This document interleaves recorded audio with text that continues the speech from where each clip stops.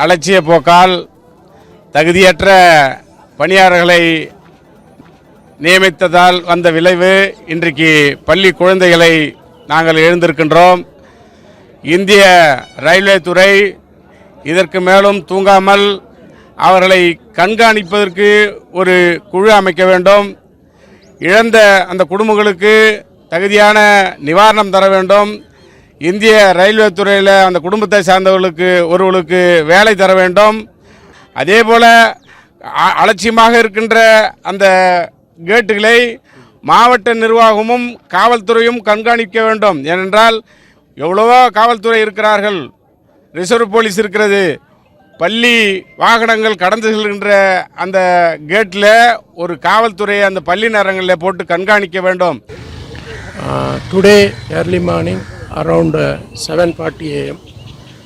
then train towards from Viluppuram to Mayiladuthurai passenger crossing Semmanguppam level crossing, that is hit by one school van where 4 students and one driver, 4 students were boarded.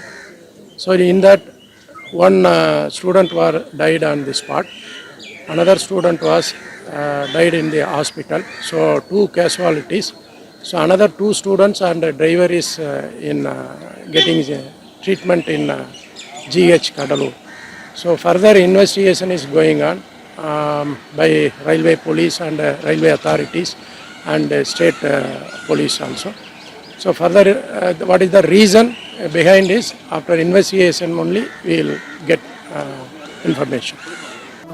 இந்த விபத்திற்கு முழு காரணம், முதல் காரணம் railway ஊழியர்களின் அலட்சியம். இந்த கேட்டில் இருக்கக்கூடிய வடநாட்டை சார்ந்த இந்த ஊழியர், அவருக்கு மேலே இருக்கக்கூடிய அந்த அதிகாரிகள் சரியாக அதை பின்பற்றாததால் இன்றைக்கு இந்த விபத்து ஏற்பட்டிருக்கின்றது. இதே போன்று இந்த கேட்டில், இந்த செம்மங்குப்பம் கேட்டில் இதே போன்று 4 முறை அந்த கேட்டு போடாததால் வந்த ரயில், மிக வேகத்தில் வந்த ரயில் அப்பொழுது நிறுத்தப்பட்டு அதன் பிறகு கேட்டு போடப்பட்டு ஏற்கனவே சென்றிருக்கிறது. இது போன்ற தவறுகள் இங்கே தொடர்ந்து நடைபெற்று கொண்டிருக்கிறது.